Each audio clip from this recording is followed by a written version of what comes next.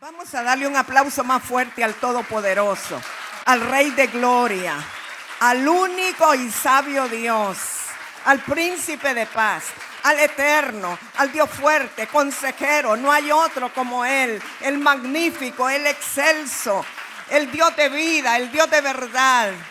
En Él no hay mentira. Qué tremenda bendición estar aquí en familia. Ustedes son nuestra familia, lo saben, más de 15 años. Quiero comentarle que la primera vez que vinimos era el congreso, era el mes de noviembre. Eran 16 años y era el primer congreso y fue en este lugar.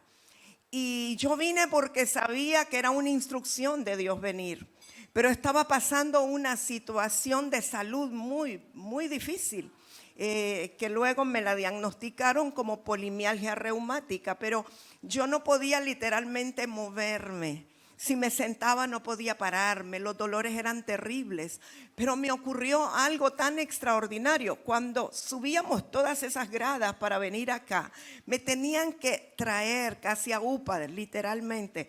Pero cuando comenzaba a compartir la palabra, se me iba todo. Se me iban los dolores, se me iba todo malestar. Y luego para bajarme me tenían que ayudar, no podía. Y fue algo tan extraordinario ese congreso, porque de ahí partieron las escuelas. Eso fue el primer momento. Y puedo decir que Dios nos ha unido con un vínculo que es eterno, que es permanente, que es indestructible. Pase lo que pase, estaremos unidos siempre. Yo sé que podemos contar con ellos y ellos pueden contar con nosotros. Honduras los ama. Puedo decir en el nombre de mi nación, lo que ustedes han sembrado en Honduras tiene repercusión, tiene un objetivo, tiene un propósito, y sé que esas palabras que fueron soltadas todavía están operando en los aires. Y sé que ustedes van a ver la cosecha, no importa las cosas que el enemigo haya querido hacer para desacoyuntar. Yo sé que el tiempo de restauración viene. Yo sé que hay una voz que está sonando en los aires como Ezequiel 37 para juntar cada hueso con su hueso, para poder acoyuntarnos y hacer la función necesaria en las naciones. Un día Dios nos habló de un equipo ministerial apostólico y profético para las naciones, y se ha querido destruir eso, pero yo creo, y hoy en esta plataforma quiero declarar y profetizar que lo que Dios dijo se cumple, a pesar de cualquier hombre, a pesar de cualquier circunstancia, a pesar de cualquier demonio, se cumple. Ese equipo tiene que estar establecido para llevar la verdad a las naciones. Hemos estado bajo un manto glorioso desde ayer por la tarde, noche. Es como que uno no se quisiera ni ir a descansar ni a comer. Todos nos han bendecido extremadamente, ¿verdad? Impresionante cómo Dios ha fluido. Y Suni, hermosa, tu palabra de ayer, estabas ministrando de corazón a corazón, y yo sé que todos fuimos impartidos. Hermoso, hermoso. Y con el maestro profeta Emiliano tengo un problema, y es que él me robó todo lo que yo iba a decir. Y le dije: Emi, tengo que irme al hotel porque tengo que ir a preparar algo, porque ya me dejaste sin nada.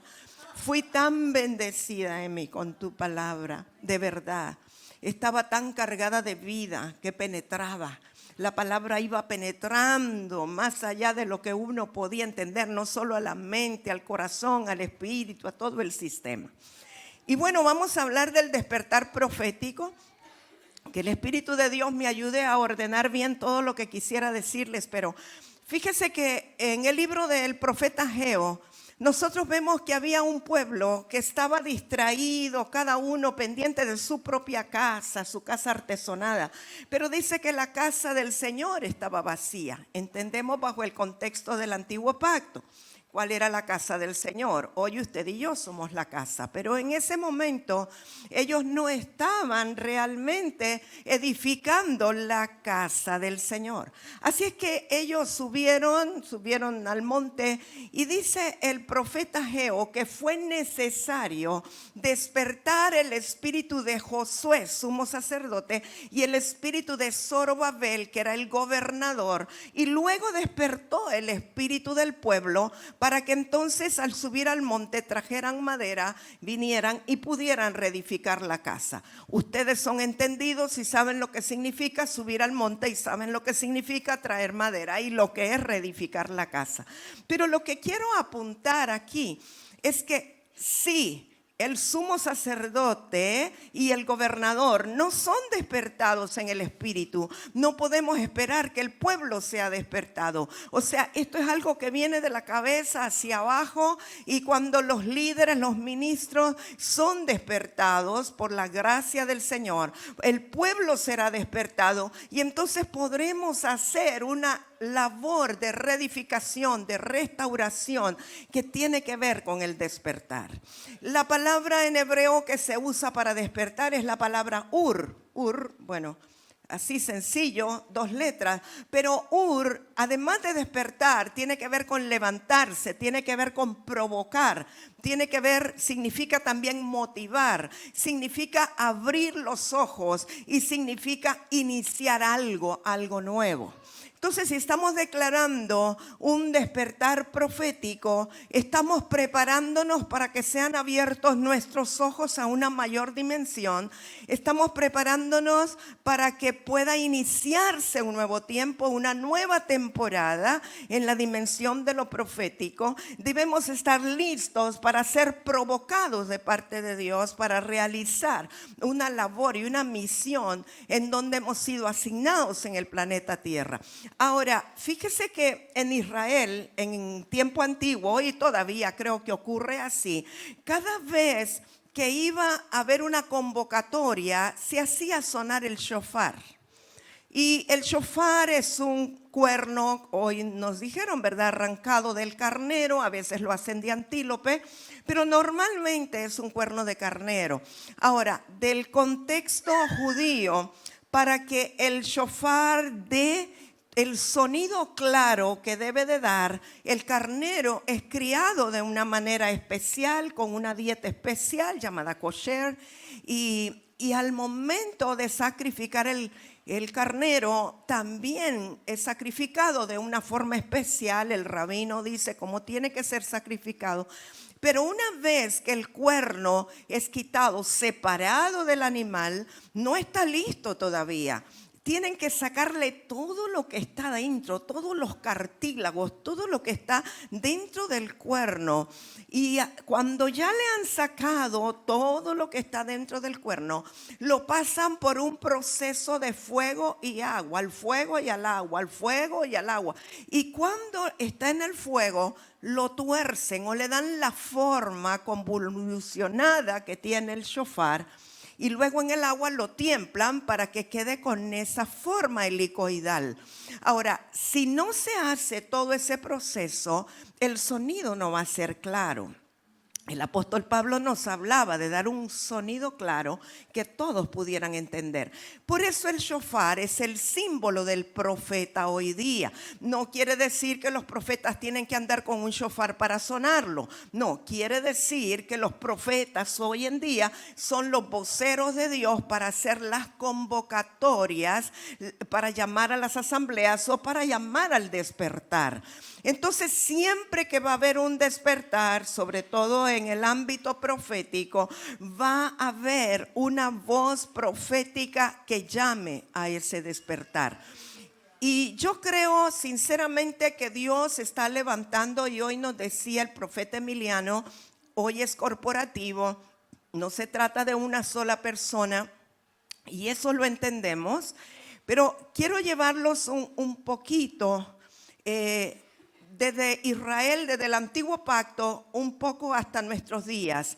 vemos nosotros que siempre que Israel estaba en caos, que había destrucción, que había idolatría, que la gente estaba entre dos pensamientos y no había definición, Dios debía traer una voz profética o un profeta que alineara a la gente, que la gente pudiera salir de su confusión y entrara en la línea del Espíritu de Dios. Por eso Dios tuvo que levantar jueces, ¿verdad? Pero lo que quiero apuntalar esta tarde noche es que si lo vemos desde el antiguo pacto, la intercesión es la que produce lo profético o al profeta. Hoy día todos los profetas son intercesores, fueron y son intercesores. No todos los intercesores son profetas, pero todos los profetas son intercesores. Ayer el apóstol Zuni nos hablaba excelentemente acerca de Ana, la mujer que estaba casada con Elcana y que Elcana tenía dos mujeres, Ana y Penina. Y como ella dijo, no era el tiempo, no es que era estéril, pero no era el tiempo para que ella tuviera hijo. Ahora, quiero que ustedes vayan más allá de lo que significa el ser madre o la maternidad. Yo creo que Ana era una profetisa del Señor. Cuando usted lee el cántico de Ana, se da cuenta que era una profetisa, una profeta del Señor. Y aunque Ana se sentía triste, amargada, agobiada cada año porque no podía llevar delante del sacerdote a un hijo, no podía presentarle un hijo, y ella estaba como en amargura de espíritu. Pero yo entiendo esa vez que Ana se derramó delante del Señor y que Elí pensó que ella estaba ebria. Yo casi me atrevo a decir que el Espíritu Santo vino sobre ella y que ella estaba teniendo una revelación y una comunión muy profunda con el Espíritu Santo. Ahora, Ana estaba gimiendo y clamando por el desorden que había en Israel. No solamente es que Elí dice que ya su visión estaba oscura, ya no había visión con frecuencia, no había una palabra direccional. Elí, ¿sabe?, aunque seguía haciendo en forma los oficios del sacerdote, pero lo que él hacía carecía de esencia, carecía de contenido. Él había perdido la comunión con Dios, él había perdido la unción profética, él había perdido la revelación. Él no estaba direccionando al pueblo, solamente hacía el oficio sacerdotal como quien hace una labor de una manera mecánica. Así es que creo que Ana tenía una carga profunda por lo que le estaba pasando a Israel. Y no solamente la situación de Elí, sino que sus hijos, Ofni y Fines, era un desastre, se acostaban con las prostitutas en la puerta del templo. Y esa era la condición del momento en Israel. Así es que Ana, una mujer que tenía comunión con Dios, yo percibo, siento, y esto es algo quizá muy personal, que cuando ella se derramó delante del Señor, estaba gimiendo por la perversión que había en Israel y estaba presentándole a Dios una carga que había en su corazón, porque Israel estaba desenfrenado, porque donde no hay visión profética, el pueblo se desenfrena y no tiene para dónde ir. Así es que ella estaba clamando y en ese momento Elí le dijo: mujer, eres bendecida. Ella se va a casa y usted sabe lo que ocurre. Elcana se acerca, se llega a ella queda embarazada.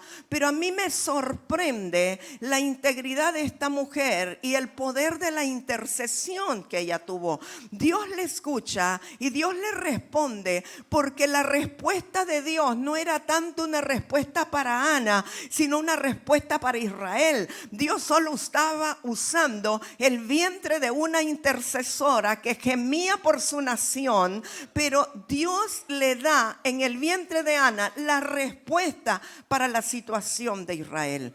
Ahora, ¿quién de nosotros? Y yo puedo hablar con experiencia porque aunque tenía 3 hijos, fui estéril después y mi esposo también. Y yo le gemía y le clamaba a Dios por un hijo y yo le decía: Señor, si me das un hijo, yo te lo entrego para que te sirva. Así que yo puedo experimentar lo que Ana sentía.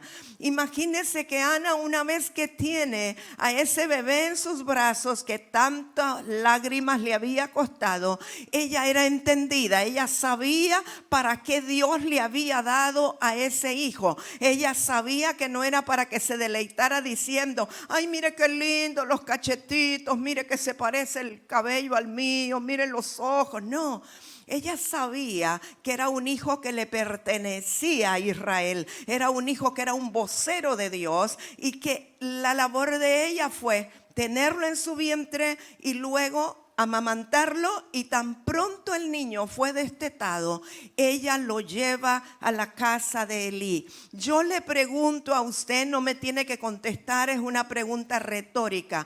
¿Quién de nosotros, después de haber sido estéril, haber llorado tanto por una respuesta y tener el hijo en nuestros brazos, dice: lo voy a ir a dejar donde este viejo corrupto que no le pone freno a sus hijos y ahí lo que hay es pecado? Tiene que haber una certeza de parte de Dios de que es Dios quien lo va a cuidar, es Dios quien lo va a guiar, es Dios quien le va a hablar. Así que Ana va y lleva a Samuel y solamente lo visitaba cada año para llevarle nuevo ropaje, nuevas ropas para cambiar. Pero Samuel, desde temprana edad, aprendió a escuchar la voz de Dios. Y dice la escritura que él dormía donde estaba el arca del pacto. Samuel estaba en la presencia de Dios en todo tiempo. Samuel fue la respuesta a la intercesión de una mujer que gimió por la situación de su nación, de su país. Pero cuando Samuel creció y comenzó a desarrollar su ministerio, él fue, el primer profeta, pero también juez, pero él fue el padre de las escuelas proféticas. Con Samuel comienzan en Nayot de Ramá las escuelas proféticas. Y no eran como las escuelas que tenemos nosotros hoy día, que vienen cada mes, cada 3 meses. No, dormían juntos. Normalmente las escuelas proféticas estaban compuestas por 50 estudiantes que eran llamados los hijos de los profetas. Y Nayot de Ramá se describe en inglés, le llaman The Prophet's Dormitory, que es como un internado de los profetas que están juntos, comen juntos, duermen juntos y tienen celebraciones juntos. Ahora, si usted ve, Samuel era un profeta completo, no solamente es llamado padre y padre profético. Dice que ninguna palabra que salió de la boca de Samuel cayó a tierra, es decir, que todas se cumplieron. Pero además de todo, Samuel equipó y preparó compañías proféticas y preparó adoradores, porque dice que bajaban del collado profetizando con címbalo, con salterio, con arpa. O sea, era un profeta adorador completo. Entonces, de la intercesión de Ana viene Samuel, pero Samuel, como hoy bien nos decía el profeta Emiliano, impartió a David. Y David tenía la esencia de Samuel. Cuando nosotros vemos el ministerio de ambos, hay características muy similares entre David y Samuel, que seguramente fue impartido directamente por su padre profético. Ahora, fíjese que David no solamente era profeta. Todos los salmos que David hizo, escribió, compuso, algunos dicen son libros poéticos, no, son libros proféticos. Pero David no solamente era profeta, también era sacerdote y era rey. Porque David es sombra y figura del Cristo que habría de venir, que era del linaje de David.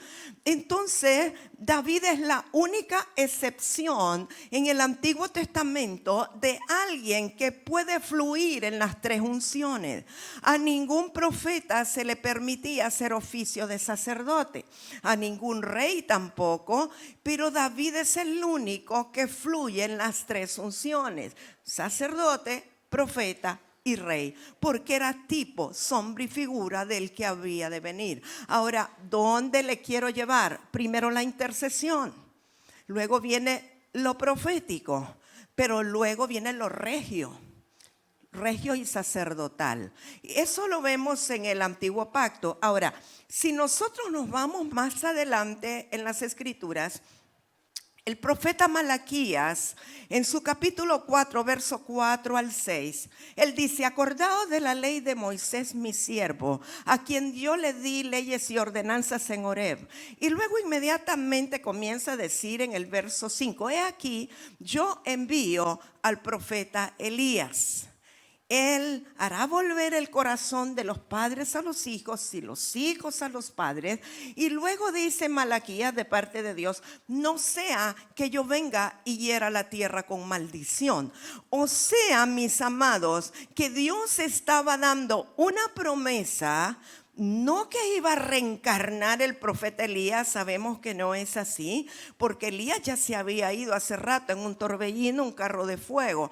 No, estaba hablando Malaquías del espíritu profético que reposó sobre Elías. Él está dando una promesa, porque en el tiempo de Malaquías las cosas no estaban muy bien tampoco. Pero él dice: Dios va a tener que enviar otra vez al espíritu profético, el mismo que estuvo sobre Elías, para que entonces los judíos, los israelitas, puedan volverse al Padre, pero también para que haya una restauración generacional en las familias, que los padres se vuelvan a los hijos y los hijos a los padres, y que no haya brecha generacional. Y Dios está diciendo: si no hago esto, tendré otra vez que destruir la tierra. La primera vez que la tierra es maldecida es por causa de la iniquidad y el pecado del primer hombre, de Adán. Y Dios le dice: ahora la tierra no te dará su fuerza, ahora no va a ser fructífera, no te dará su fruto, sino que vas a tener que trabajar con el sudor de tu frente para poder comer de ella. Pero luego nosotros vemos cuando el pecado arrecia en tiempos de Noé. Bueno, Dios dice que va a tener que raer todo animal y todo hombre de la faz de la tierra. Sabemos que dejó un ejemplar de cada especie, y también dejó Dios a Noé, a sus 3 hijos, a sus nueras, para que pudiera procrear nuevamente. Pero ahí Dios destruye la tierra con maldición. ¿Pero por qué? Por causa del pecado, por causa de la iniquidad, por causa de la sodomía, por causa del irrespeto, por causa de la idolatría y todo lo que se oponía a Dios. Entonces el profeta Malaquías está anticipando a lo que va a pasar en Israel, pero dice de parte de Dios: yo enviaré al espíritu profético o al espíritu de Elías. Después de Malaquías vienen 400 y pico de años de silencio. ¿Qué quiere decir años de silencio? Otra vez se apagó la lámpara, otra vez no había visión, otra vez no había palabra profética, no había dirección. Por 400 y pico de años no hubo voz profética. Y digo yo, siempre que hay un caos en la tierra, Dios envía una voz profética para traer una respuesta y provocar un despertar. Así es que después de 400 y pico de años, nosotros nos encontramos, y usted lo puede ver después en el Evangelio según Lucas, que estaba el sacerdote Zacarías oficiando. Le tocaba a él y a sus compañeros sacerdotes el turno de oficiar en el templo. Así es que el sacerdote Zacarías, que estaba casado con Elizabeth, ellos eran un varón y una mujer justos, pero tampoco habían tenido descendencia. Y dice que él estaba junto al altar del incienso. Y dice que mientras se quemaba el incienso, afuera estaban todos orando. Ahora, ¿por qué cree que estaban orando todos aquellos afuera? ¿Y por qué estaba gimiendo Zacarías junto al altar del incienso? Porque Israel otra vez estaba en decadencia, porque Israel otra vez no tenía voz profética. Y Zacarías, al ser un varón justo, entendía que necesitaban una respuesta para la nación. Y dice que estaba Zacarías allí junto al altar del incienso mientras éste se quemaba. Vino un ángel y se le apareció. Y dice que le trajo la respuesta. Y le dice: Zacarías, de aquí a unos días, cuando tú salgas de aquí y tú te llegues a tu mujer Elizabeth, ella va a concebir y yo te daré un hijo que será poderoso en las naciones, va a predicar el evangelio y todos se regocijarán en su nacimiento. Zacarías dice: pero ¿cómo puede ser? Yo ya estoy viejo y mi mujer también. Y entonces el ángel le dice: bueno, por cuanto no has creído lo que se te manda decir, vas a quedar mudo. Así es que Zacarías, cuando sale de oficiar sus rutinas sacerdotales, resultó estar mudo. Pero gracias a Dios que no se necesita hablar para poder procrear. Mudo, pero embarazó a Elizabeth. Gracias a Dios.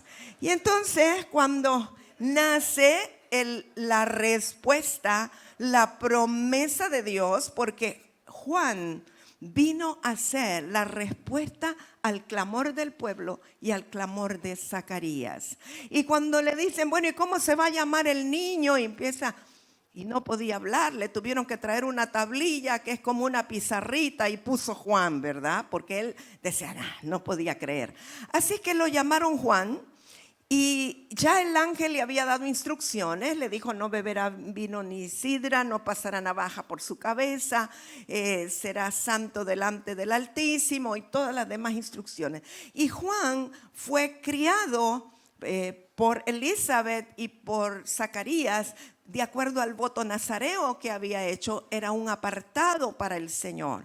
Nosotros sabemos que probablemente Juan era parte de los esenios, que ellos estaban en cuevas, en cavernas, se alimentaban de miel silvestre y también de grillos o como no sé cómo le llaman acá, grillos. ¿Sí? Bueno, todo el silvestre, se vestía con piel de camello, etcétera. Bueno, eran muy legalistas, era lo que conocía.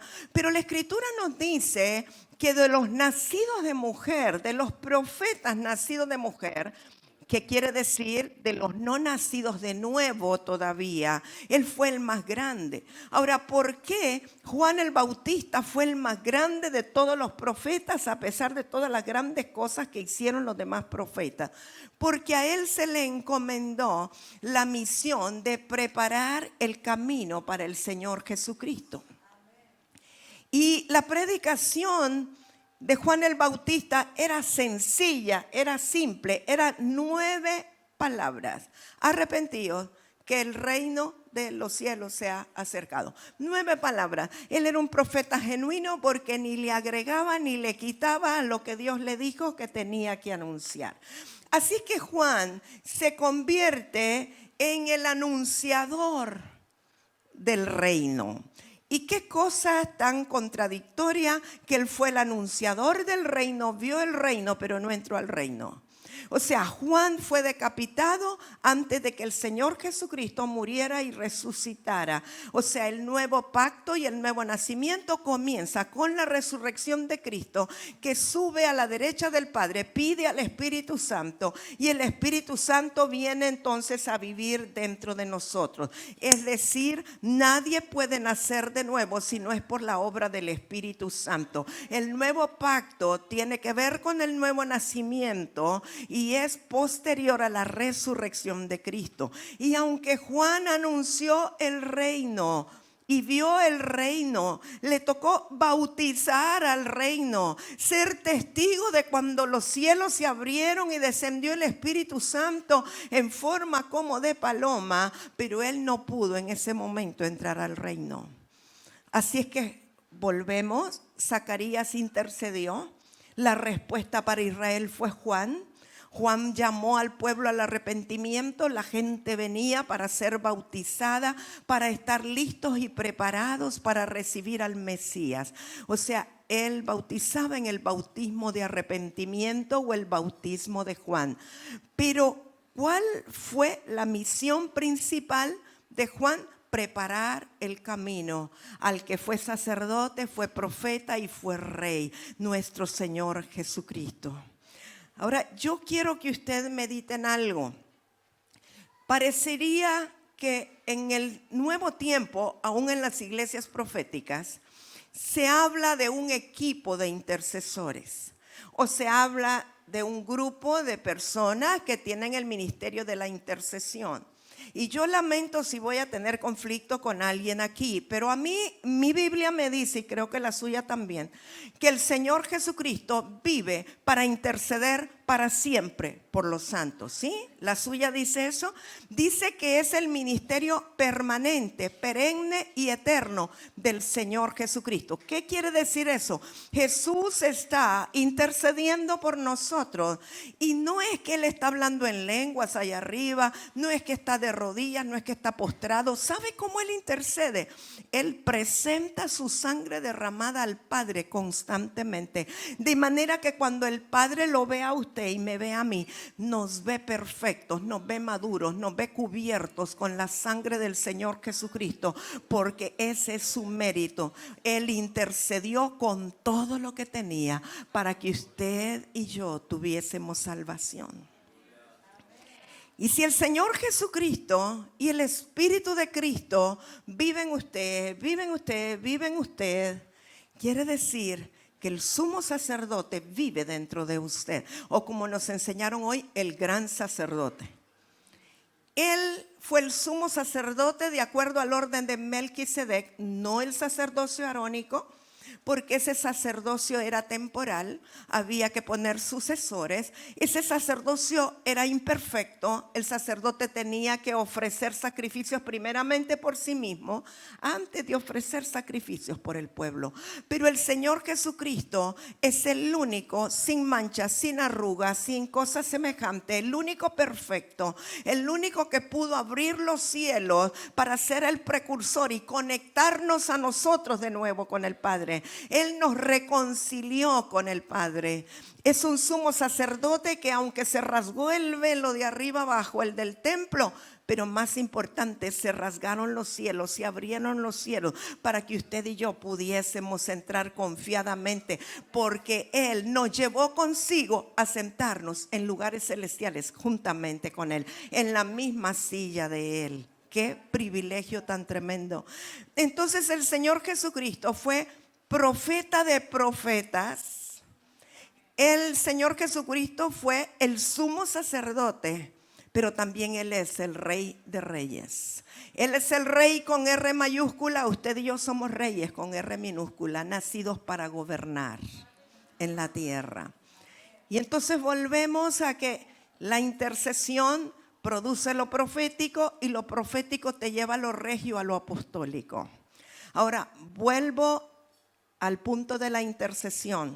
Yo creo que todos los hijos de Dios nacidos de nuevo, que tenemos al Espíritu Santo dentro, al Espíritu de Cristo, tenemos el llamado a ser intercesores. ¿Qué hemos de pedir como conviene? No lo sabemos, pero el Espíritu Santo mismo intercede por nosotros con gemidos indecibles. Lamentablemente hemos segregado los llamados y entonces en algunos lugares, sé que aquí no, pero dice, ay, las viejitas, las que ya no pueden servir en otra cosa, hay que ponerlas a orar. Mándele una listita a las viejitas para que estén orando. No. Todos nosotros somos llamados para ser intercesores. Nosotros somos seres bidimensionales que tenemos la capacidad de juntar el cielo con la tierra.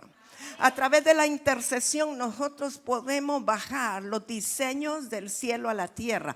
Nosotros somos los llamados a establecer el reino de Dios en esta tierra. La palabra interceder quiere decir interceptar. ¿Y qué es lo que usted intercepta? Bueno, no usted, sino el Cristo que está en usted. Interceptamos la obra del enemigo, pero también la ira de Dios. Clamamos misericordia. Ahora, para que nosotros podamos ser los intercesores que Cristo quiere que seamos, necesitamos un corazón compasivo.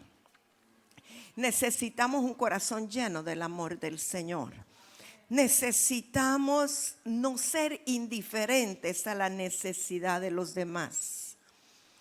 Y si nosotros tenemos esa condición del corazón, entonces podemos estar seguros que el Espíritu Santo puede operar a través nuestro como intercesor. Nosotros necesitamos ensanchar nuestro corazón, para que al ser ensanchados podamos ver las necesidades de todos y podamos estar en el lugar correcto que el Señor nos ponga. Somos llamados obviamente primero a la casa, a la familia, a la ciudad, al barrio, a la provincia, a la nación, pero como dije, no es exclusivo de unos pocos. Lo que ocurre es que hay algunos que cuando comienzan a hacerlo y comienzan a ver las respuestas, entonces se sienten más motivados a seguir haciéndolo, porque ven que realmente el Señor sí responde. Pero todos nosotros somos llamados a hacerlo. Cuando hablamos de un despertar, hablamos obviamente de una voz profética que tiene que surgir, tiene que salir.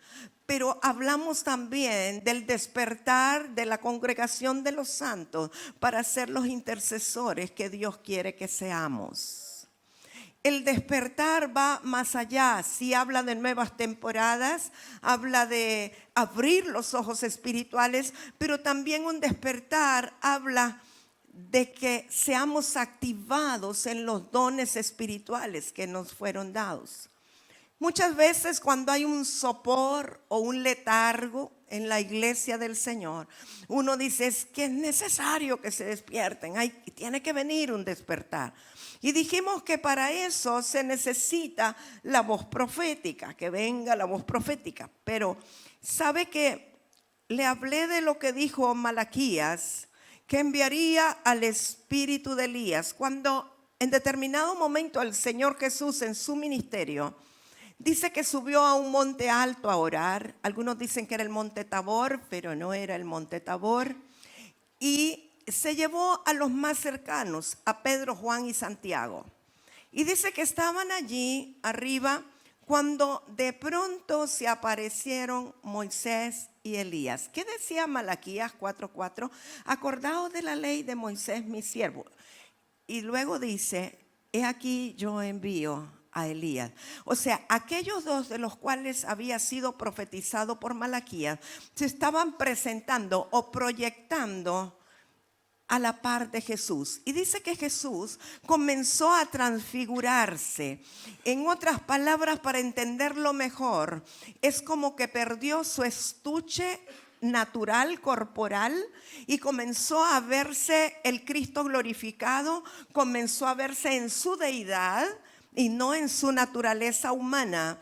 Y el resplandor era tan grande, si usted lee cómo dice que era su mirada, cómo era su resplandor, cómo su cabello brillaba, etcétera, es el mismo Cristo que se describe en Apocalipsis, cuando ya está glorificado. O sea que por un momento es como que perdió la humanidad a Cristo y entonces pudimos ver toda su deidad. Y cuando aquellos tres, Pedro, Juan y Santiago, ven, aquí está Moisés, aquí está Elías y aquí está Cristo glorificado. ¿Qué es esto? Quizás no entendían, pero la gloria era tan arrebatadora que Pedro dijo, hagamos enramadas aquí. No entendía nada de lo espiritual Pedro, porque aquello era una dimensión espiritual, no tenía que ver con algo natural. Pero entonces le preguntan ahí mismo a Jesús, pero tú dijiste que Elías vendría primero. Dice las escrituras que Elías vendría primero. O sea, ellos están pensando, este es el cumplimiento que dicen que Elías vendría primero. Y Jesús, ¿qué les dice? Ustedes no entienden nada. Elías ya vino. Y si lo quieren recibir, es Juan. Sobre Juan estuvo el espíritu de Elías. O sea, mis amados, el cumplimiento parcial de la profecía de Malaquías, digo parcial, se vio en Juan el Bautista, que vino con el espíritu de Elías para hacer volver el corazón de los hijos al Padre y de los padres a los hijos, que vino para reconciliar y para llamar al arrepentimiento. Estaba Juan el Bautista con el espíritu y el poder de Elías. Elías era el ícono de los profetas, digamos. Y sabe, donde quiera que un profeta genuino pasa, siempre deja restauración. Usted quiere conocer o reconocer un genuino profeta de Dios, no es tanto porque se le cumplan las profecías, porque aún a Nostradamus se le cumplen las profecías y no es profeta de Dios. No tiene que ver con eso, porque las profecías son condicionales. Si usted no las cree y no las activa, no se le van a cumplir. ¿Sabe cómo reconoce un genuino profeta de Dios? Su mensaje te hace amar más a Dios. Su mensaje te acerca más al corazón de Dios. Y eso es lo que vino a hacer Juan. Arrepiéntanse, el reino de los cielos se ha acercado. Él hizo que la gente se acercara al Padre. Él vino con el poder y el espíritu profético que estuvo sobre Elías. Ahora, fíjese que yo dije cumplimiento parcial. ¿Por qué? Porque en Malaquías dice, cuando da la promesa del espíritu de Elías, dice: antes que venga el día de Jehová grande y terrible. Si Juan el Bautista hubiera sido el cumplimiento total, entonces ya hubiera venido el día de Jehová grande y terrible. Pero por cuanto no ha venido el día de Jehová grande y terrible, quiere decir que todavía hace falta el cumplimiento total de esa palabra. En otras palabras, mis amados, el espíritu profético que estuvo sobre Elías, el espíritu profético que estuvo sobre Juan el Bautista, es el mismo espíritu profético que está hoy día sobre la iglesia de este tiempo, el cuerpo de Cristo, que va a funcionar y a operar bajo el espíritu profético para traer restauración, para hacer volver el corazón de los hijos al Padre y del Padre a los hijos, y cumplir todo aquello que dijo Malaquías. Usted no se alegra, ¿verdad? Yo no lo vi muy emocionado, pero usted es parte de esa generación. Hoy nos hablaba el profeta Emiliano de que Jesús vino por un cuerpo. Cuando Él vino a la tierra, recuerde que Cristo, el ungido, el enviado, Cristo es en griego, ungido, enviado, Mesías, como quiera. Él es la palabra eterna. Él es la palabra que siempre estuvo y siempre estará. Él es el que era y el que ha de venir. El alfa, el omega. Él es, siempre ha sido. Pero cuando vino a la tierra para cumplir la comisión de obedecer al Padre y morir por nosotros para reconciliarnos, Él no podía venir como espíritu o como la palabra solamente. Para tener legalidad, Él necesitó un cuerpo físico. Así es que por eso el Padre hizo que fuera engendrado por el Espíritu Santo en el vientre de una mujer especial llamada Miriam o María. Aquí no intervino semen humano, sino que la simiente santa de Dios fue puesta en el vientre de María. Entonces, este ser especial, divino, que era todo Dios, pero también todo hombre. ¿Por qué? Porque tomó cuerpo de María. Tuvo un cuerpo físico para moverse con legalidad, pero de alguna manera eso lo limitaba en la tierra. Jesús no podía estar en todo lugar al mismo tiempo. Él no podía ser omnipresente. Él estaba en Galilea y no podía estar también en Judea. O sea, era necesario que Él fuera glorificado. y que subiera al Padre y nos enviara a su mismo espíritu. Por eso Él dijo, les mando uno igual que yo, es su mismo espíritu. Pero cuando vino el Espíritu Santo, Él necesitaba también un cuerpo para moverse, pero no se circunscribió al cuerpo de una persona. Vino a un cuerpo de muchos miembros cuya cabeza es Cristo. Vino a nosotros. Ahora el Espíritu de Dios tiene un cuerpo multitudinario. El cuerpo del Señor está en la China, está en la Antártida, está en Alaska, está en todas partes. El Espíritu Santo hoy es omnipresente a través de nosotros.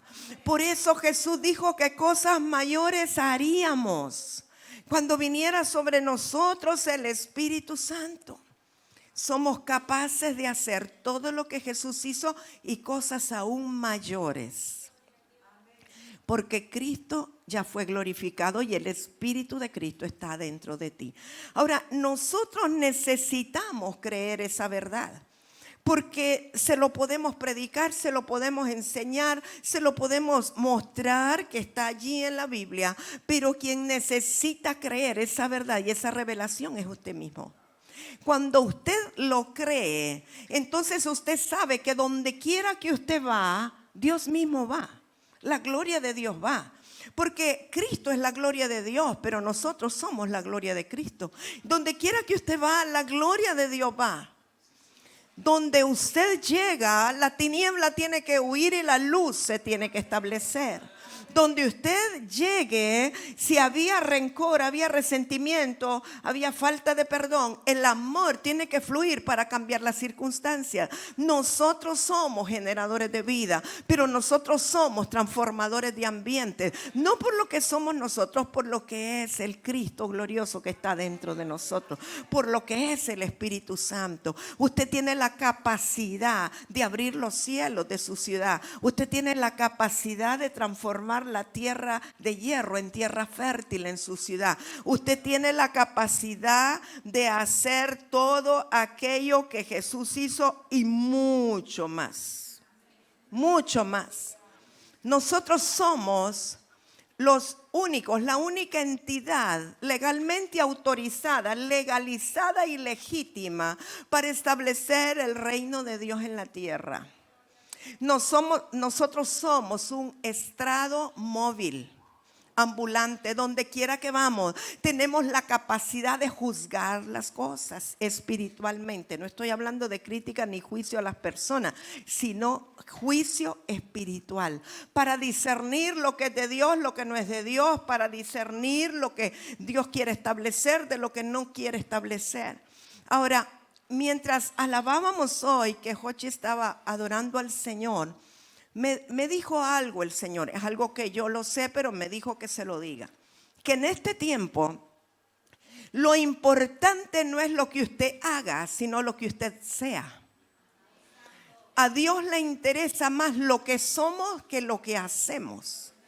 Ahora, para ser quien usted tiene que ser, no necesita esforzarse. Porque por naturaleza usted va a ser quien usted es, el hijo de su Padre Dios.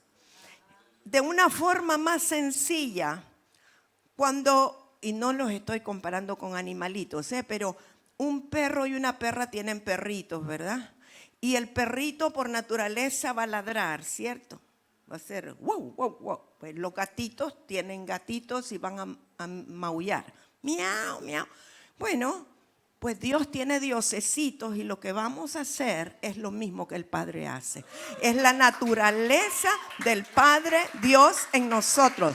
Así como el gato no se tiene que forzar para maullar, nosotros no tendríamos que forzarnos para manifestar la naturaleza de Dios, porque es la que vive en nosotros. Cuando el Señor Jesucristo ejercía su ministerio en la tierra, antes de que Él hablara, empezaban los endemoniados. ¿Qué tienes con nosotros, hijos de David? No nos atormenten, vete, mira, no nos molestes antes de tiempo. ¿Por qué? Por la esencia divina que estaba en Él donde quiera que Él iba. La misma cosa debería de ocurrir con nosotros. Tenemos la esencia del Padre, tenemos la esencia de Dios mismo en nosotros. Donde quiera que vayamos, el enemigo debería de reconocernos y huir. Si somos lo que Dios quiere que seamos. Necesitamos entenderlo como una verdad, no solo posicional, sino real. Una verdad en la cual caminamos, en la cual nos movemos. Estamos hablando de un despertar profético. Y dije, y quiero como sumarizar esto, la intercesión tiene que despertarse en la iglesia toda. En toda la iglesia del Señor, porque es una gracia natural en nosotros. Cristo es el intercesor, el Espíritu Santo es intercesor. Y si nos despertamos como intercesores que oímos la voz de Dios, intercesores que Dios mismo nos ubica, nos posiciona, nos coloca, pero que tenemos la capacidad de recibir la revelación, entonces se va a generar ese nuevo pueblo profético. El deseo de Dios que toda la iglesia sea profética. Y no estoy poniendo el ministerio profético por encima de los demás. Pero fíjese algo interesante. Solo el ministerio profético, usted lo ve en el Antiguo Testamento como tal, que se hablan profetas, y luego lo vemos en el Nuevo Pacto. Sí entendemos que había apóstoles. Moisés era un apóstol. Débora primero profetiza y luego es un apóstol. Pero usted no encuentra en sí el ministerio del apóstol o el ministerio del maestro en el Antiguo Pacto o el ministerio del evangelista, sino que el ministerio del profeta trasciende del Antiguo al Nuevo Pacto. Entendemos que es diferente la función del profeta del Antiguo Pacto al profeta del Nuevo Pacto. Y nuestro modelo de profeta debería de ser el Señor Jesucristo de este tiempo. El Señor Jesucristo, no los del Antiguo Pacto, sino nuestro Señor Jesucristo en el Nuevo Pacto. Pero todos los ministerios, oficios ministeriales, son necesarios y son importantes. Ahora bien, el apóstol sin lo profético puede llegar a ser tan rígido que lo que hace es una denominación más. El maestro sin lo profético puede ser tan intelectual que produzca gente cabezona y no con revelación de la palabra. El evangelista sin lo profético va a ir a hacer campañas donde quiera, pero no direccionado por el Espíritu. O sea, el pastor sin lo profético de igual manera va a estar sin dirección, va a imitar las cosas y va a caer en religión por la falta de revelación. Cuando hablamos de lo profético, inmediatamente hablamos de revelación. Ahora, algo importante que le quiero dejar a los pastores, en este tiempo como nunca antes necesitamos enseñar y manifestar al Espíritu Santo. Necesitamos dedicar tiempo a hablar sobre el Espíritu Santo, a enseñar sobre el Espíritu Santo. Siempre que nosotros enseñamos sobre el Espíritu Santo, Él va a dramatizar la enseñanza y se va a manifestar. ¿Por qué es tan importante hablar del Espíritu Santo? El Espíritu Santo es Dios en la tierra. El Espíritu Santo es Dios dentro de usted. El Espíritu Santo es la revelación del amor del Padre. El Espíritu Santo es el que te enseña a interceder. El Espíritu Santo es el que te enseña a adorar. El Espíritu Santo es el que te revela a Cristo. El Espíritu Santo te revela al Padre. El Espíritu Santo te lleva a toda verdad. El Espíritu Santo te enseña a amar a Dios y amarte a ti mismo.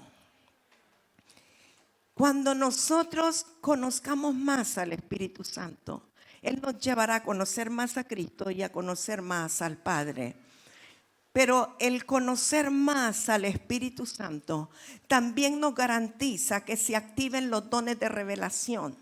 Los dones de revelación del Espíritu Santo son palabra de ciencia, palabra de sabiduría, discernimiento de espíritu. Y estos, aunque son dones del Espíritu Santo, también son herramientas útiles para el oficio del profeta. Todo profeta de Dios maneja por lo menos 2 de esos 3 dones de revelación.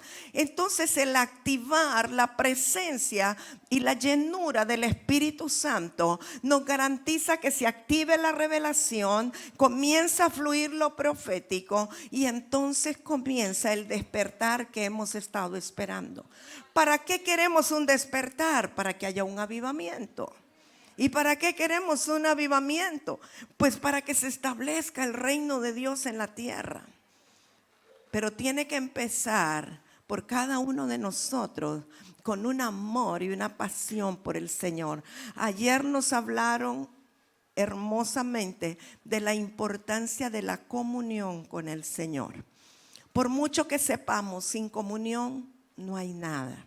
Una dependencia total del Señor. Jesús dijo: aprended de mí que soy manso y humilde de corazón. Y usted dice: ¿cómo aprendo a ser humilde? Ser humilde es depender de Dios en todo y para todo. Nunca dar nada por sentado, sino que depender de Él para todo. Hemos visto allá en Honduras, me gusta comentar el caso de esta hija espiritual, ministerial, tiene muchos años de estar con nosotros. Ella tiene 4 hijos. Su esposo, el que era su esposo, la abandonó cuando estaba en el embarazo de su 4.º hijo.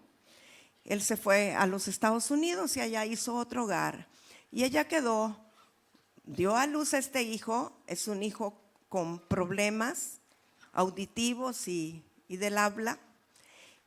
Y no tenía un trabajo, estaba estudiando, tuvo que dejar, no tenía quien la sostuviera. Y en medio de aquella gran pobreza en que ella vivía, un día escuchó la voz de Dios. Y Dios le dijo: prepárate que hoy te voy a llevar a una iglesia. Así es que ella se arregló a sus niñitos, sus 4 niñitos, dentro de lo que podía en su sencillez. Tomó el colectivo y dice que cuando iba pasando por la iglesia católica, ella ya se iba a bajar porque era la única que conocía. Y luego oye la voz de Dios que le dice: no es aquí, yo te voy a decir. Y unas cuadras más allá le dice el Señor, el Espíritu Santo: bájate ahora, camina a la derecha y donde escuches cantos, allí sube. Así es que ella se bajó con sus niños, escuchó las alabanzas, éramos nosotros que estábamos cantando. Ella sube y a partir de ese momento ella se integró. Ella fue la respuesta de Dios para mí porque yo dirigía las alabanzas y Dios tuvo misericordia y la mandó a ella. Ella tiene una voz increíble, toca la guitarra, es una adoradora, pero como no tenía dinero, no tenía nada, nosotros fuimos a visitarla, fui yo a su casa y cuando vi cómo vivía me tiré al piso a llorar. Y obviamente pues tratamos de ayudarla lo más que podíamos. Y ella iba a las reuniones después, el Señor le proveyó una bicicleta y llevaba a un niño atrás, 2 adelante, otro aquí, pero ella nunca se perdió una reunión, aunque lloviera, tronara, relampagueara. Al no tener dinero, su hijo menor, el que nació cuando ya el padre no estaba, era asmático. Y decía: no tengo dinero para llevarlo al médico. Entonces ella decía: el Señor es mi médico. Tomaba al niño y decía: voy a consulta con el doctor. Y le decía: papá, aquí te traigo a Josué. Mira lo que tiene, Y el niño era sanado. A veces se le obstruía el lavaplatos, no tenía para pagar un fontanero, y entonces ponía la mano y decía: en el nombre de Jesús se desobstruye, y se desobstruía. Le pedía ángeles al Señor, ángeles plomeros, ángeles electricistas, ángeles de todo. Al día de hoy, porque la enviamos como pastora a un área marginal donde la gente es muy pobre, y ella es de las que se quita el bocado de la boca para darle al que no tiene. Entonces le dice: Señor, muy caro, me está saliendo mucho dinero de energía eléctrica, así que tú puedes hacer algo con tus ángeles. Entonces ella le pone la mano al contador, al medidor eléctrico, en el nombre de Jesús se detiene. Le salen 0 todos los meses. O sea, esa es dependencia de Dios. Pero algo que aprendí, que cuando nosotros ya tenemos los recursos para resolver de otra manera, dejamos de depender de Dios. Cuando alguien se enferma, si tiene los recursos, bueno, acá la mayoría tienen obra social, pero en nuestro país no. Entonces, ¿qué hace? Van al médico, gastan mucho dinero. Y por último, dice, el Señor tiene la última palabra, pero porque lo dejaron de último, ¿no? Pero la dependencia total de Dios te hace humilde, te hace ser sencillo de corazón y aprendes realmente a que todo viene de su mano. No importa a quién Él quiera usar para traerte la bendición. Amados del Señor, esta tarde, noche, yo quiero declarar ese despertar sobre toda Argentina. Yo quiero que se ponga en pie y quiero pedirle a Rubén que venga con la trompeta. No trajiste chofar, pero trajiste trompeta igual. Las dos cosas, bueno, el que quieras tocar. Vamos el que te guste más, está bien. Es algo profético que quiero que declaremos sobre todas las provincias de Argentina. Unos dicen que son 23 y otras que son 24 por Buenos Aires, ¿verdad? Pero vamos a declarar, aquí hay representantes de muchos lugares de Argentina. Yo sé y estoy convencida que Argentina es de Cristo, como Seki canta, ¿verdad? Yo sé que Argentina es de Cristo. Pero sé que nosotros, digo nosotros porque yo cuando estoy aquí me siento argentina, aunque no hable como ustedes, pero nosotros somos los llamados a transformar esta nación. Y bueno, los de afuera vienen para echarles una mano, pero en sí ustedes son los responsables sobre esta tierra. Argentina es tan rica, tiene minerales, tiene petróleo, tiene tantas cosas, que Argentina yo sé que se va a levantar y una vez más va a ser una potencia económica mundial. Yo lo sé, lo he recibido y lo creo. Pero sobre todo, que el recurso mayor de Argentina sea su gente. Gente con un corazón que ama a Dios. Gente que anhela que todos conozcan al Señor. Este es un tiempo en que nosotros tenemos que hablar y no callar. Pero sobre todas las cosas ser los hijos de Dios que pueden dar un testimonio sin hablar y transformar los ambientes. Quiero declarar un despertar. Cuando Rubén toque la trompeta como el Espíritu de Dios te indique, si es 1 o 3 toques, lo que Dios te diga, pero que podamos declarar proféticamente que el sonido que sale de esa trompeta es como una voz nuestra que está siendo lanzada a los aires de Argentina desde esta plataforma apostólica y profética que tiene autoridad. Así es que adelante, Rubén, en el nombre de Jesús.